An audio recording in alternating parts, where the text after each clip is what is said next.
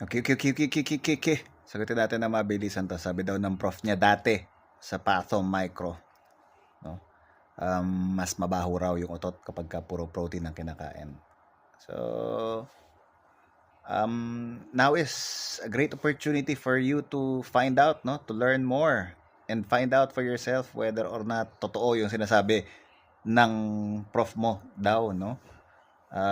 With regard to protein na mas nakakabaho ng utot, no? Kasi as far as we are concerned, yung carbohydrates, no? Particularly yung fiber, ang mas matindi ang fermentation na nangyayari sa ating digestive system. Hence, mabaho ang utot kapag ka umuutot, no? So, now is the time for you to learn more about LCIF.